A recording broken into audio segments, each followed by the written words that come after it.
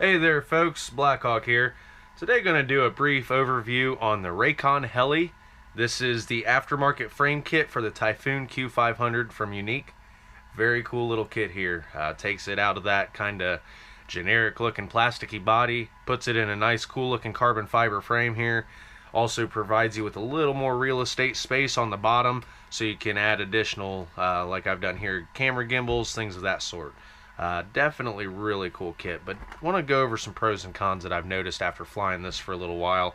I'm not going to get a whole lot into the build aspect of it. There's some really good videos out there. Highly recommend checking them out. I actually followed the Mike and Nick, I believe it is, RC's video on this when I put this one together. They got a great video and got a lot of cool tips in there. Definitely recommend checking them out. I actually went ahead and did as they suggested when I built this. Put bullet connectors on all my motor wires. Also going to be doing the aftermarket battery change out. Going to be putting an XT60 in there. That way I can use standard lipos versus the extremely expensive Yuneec lipos. $50 a pop versus 30 or 40 for a standard lipo. Definitely going to save some money there. So, but yeah, getting back on topic. Very cool frame. As you can see, it is a little wobbly because I have all the screws out of it for the review, but it is a very solid build, very solid frame, easy to fly. One thing I do want to note though is this does sit a little bit higher than your stock Q500, and it is just a little bit more affected by wind on landings and takeoffs. I've actually had this in particular one flip on a landing once. I had a gust of wind come through, and I'm not sure if it was just how high it was setting off the ground, but as it was coming down to do its auto land, gust of wind came through, flipped it. So just kind of something to be careful there. Definitely pay attention to your wind directions on your takeoff and landings in particular. Also, something that's going to help with that is ensuring that your landing skid is centered and your center of gravity is actually in a good place. If you don't have this landing skid in the correct place to compensate for the weight of the camera and the gimbal, you're also going to run into the same flipping issue. So definitely make sure that skid on each side is centered and your center of gravity is nice and square. You're not going to flip. Other than that, very cool frame. Like I said, been flying it for a little while. I really like the added real estate. I put the extra VTX on the bottom, 5.8, and battery source as well. That way I can run a side-by-side like a FLIR or something of the sort.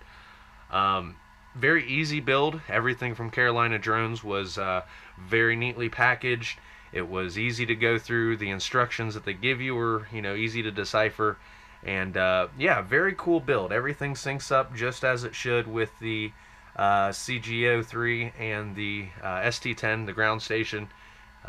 Nothing really changes there. But getting into this a little bit, as you can see, you've got your top plate, has your GPS module on there.